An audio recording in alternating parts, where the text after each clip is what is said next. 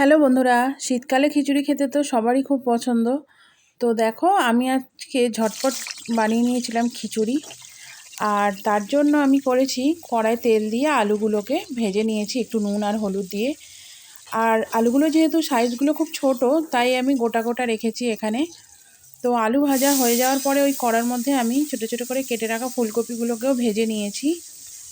ফুলকপিগুলোকেও ভালো করে একটু নাড়াচাড়া করে ভেজে নেওয়ার পরে ওই তেলের মধ্যেই আমি একটুখানি তেজপাতা, শুকনো লঙ্কা আর জিরে আর কালো জিরে ফোড়ন দিয়ে দিয়েছি। ফোড়নটা হালকা একটু ভাজা ভাজা হয়ে যেতে ওর মধ্যে আমি দিয়ে দিয়েছি বেশ কিছু সবজি, যেগুলো সাধারণত খিচুড়িতে দিলে ভালো লাগে। যেমন গাজর আছে, শিম আছে, বাঁধাকপি আছে, আর কড়াইশুঁটি, টমেটো, কাঁচা লঙ্কা তো ছিলই।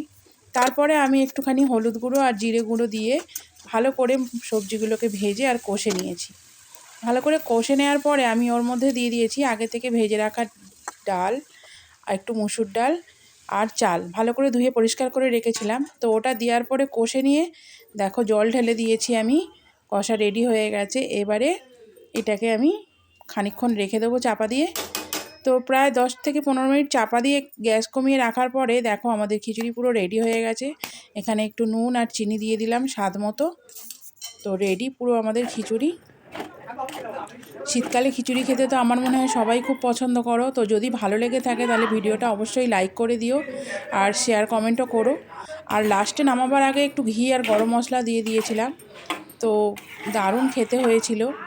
ঝটপট যদি তোমরা খিচুড়ি বানাতে চাও তো এইরকম প্রসেসেও বানাতে পারো, খুবই ভালো লাগে আর খুব টেস্টিও হয়।